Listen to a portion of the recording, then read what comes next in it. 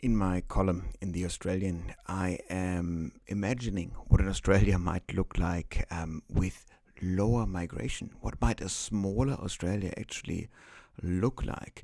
We've been quite used to very high migration numbers. We see in the slide here on the left side of the screen that essentially for the last 20 years we've seen migration figures of net positive migration figures of over 200,000 people per year. These figures is what industry got used to. We got used to underwriting our tertiary education system with international students. Our construction, our housing, our real estate sector very much relies on high migration numbers. We use this an awful lot in order to drive economic growth. With COVID-19, we kind of have to readjust our assumptions. We will not have positive net migration figures of 200 to 300,000 people for the next couple of years. We don't have official figures, but the numbers that are floating around are probably no positive migration for 2020 and around 34,000 people coming to Australia in 2021, which is very little. So that means we do need to adjust the way that we think about Australia. I'm writing about this. This will be the topic of many columns to come, really, because that's what industry is after. We'll jump to the next graphic and actually think about this. So, which of our industries rely heavily on migration and might therefore be at risk? I looked at the industries that make up our national GDP in Australia. Mining as number one, 11% of our GDP comes from mining. That's not really at risk. The world keeps growing. The world demands the stuff that we got in the ground. Businesses will continue to sell this. This isn't going anywhere.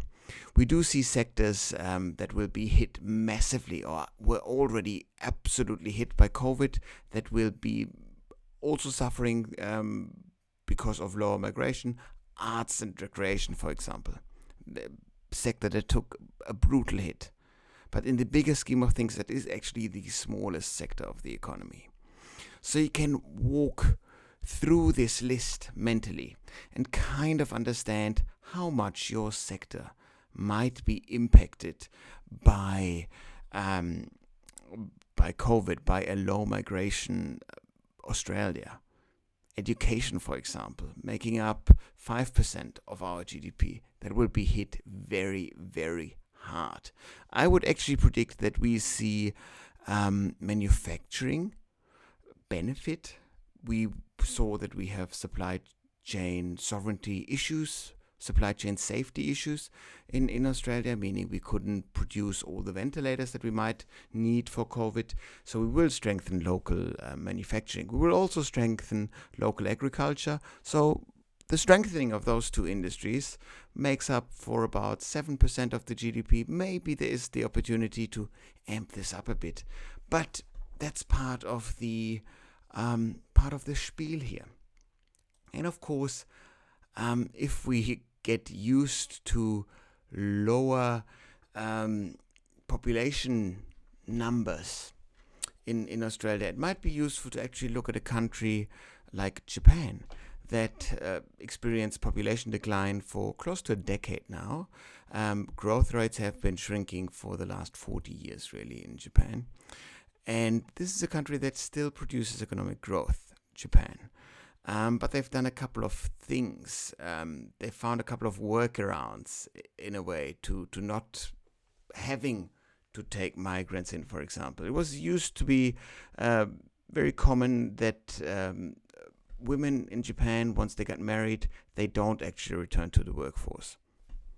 So if you change the social construct or contract in Japan and you allow, encourage, force women to go back to the workforce once they are married or once they had kids, you all of a sudden free up an awful lot of skilled workers.